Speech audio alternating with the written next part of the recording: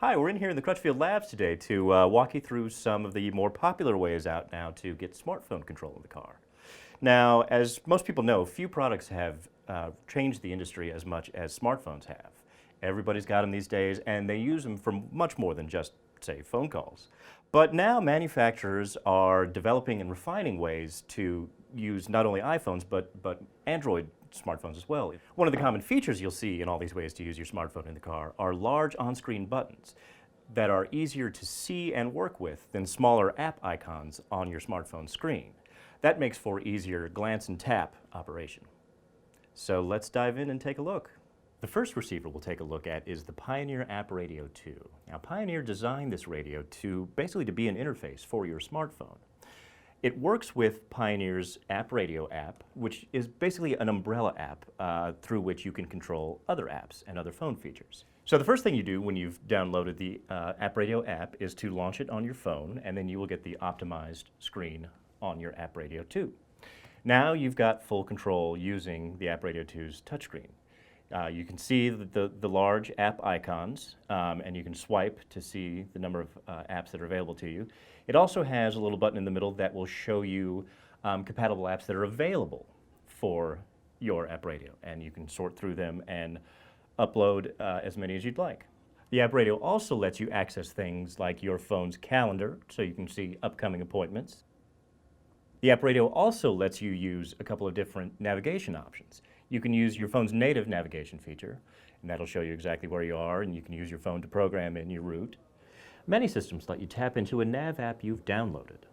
Mirrorlink and App Radio, for example, let you access your native app, while App Link mode on JVC and App Radio let you pull up your MotionX GPS Drive apps. Now, using your iPhone in the car has been a little bit easier because for in-dash stereo manufacturers, it's just been one form factor to have to work with. With Android phones, Mirrorlink works with a compatible app, and the name of that app varies by phone manufacturer. So you download that app onto your phone. In this case, we have a Samsung Galaxy S3, and Samsung's app is called the DriveLink app. So you download the DriveLink app to your phone. You plug your phone into the receiver, in this case the Sony XAV601BT. Then on your stereo, in this case the Sony, you tap the Mirrorlink icon, and all that information, that interface, gets replicated on the receiver screen. Makes it much easier to see, much easier to work with, and then you don't need to use your phone anymore. When you call up your music, you can just tap on the screen, you call up your favorite artist, for example, and you pull up a track. And then when you're ready, you can go back to your home screen and pull up your navigation options. And the same thing for the phone, and it can help you make wireless hands-free phone calls. The nice thing about the Mirrorlink system is that with certified phones and certified receivers, it'll work the same way regardless of brand. Now we're going to plug it into a JVC KW-NSX1.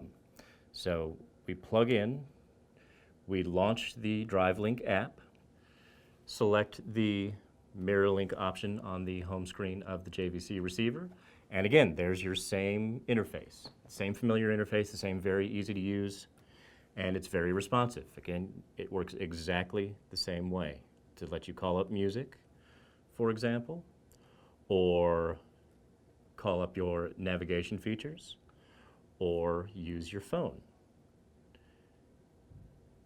Now, most receivers with advanced smartphone controls are for doubled-in dash openings. That means they'll fit into a dash opening that's 4 inches tall. But for those people whose dashes are only 2 inches tall, the Sony App Remote system offers a unique solution for using the iPhone in the car. It actually offers you two-way control. So you can choose sources using your smartphone or from your stereo itself. And the way it works is you download an app from Sony called the App Remote app. You launch it from your phone, and now you'll see your source options on the phone itself and on the receiver. So from the phone, you can select your tuner and select stations, for example. Or you can go back, choose your CD, and you can move up and down tracks. You can play and pause. You can select music from your smartphone itself, or you can select to play from your auxiliary input.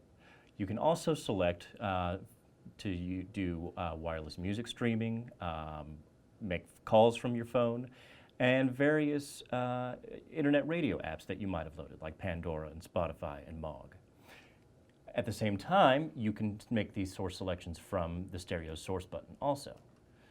So you can choose Spotify or your tuner or your CD, and you'll see the corresponding source on the iPhone screen.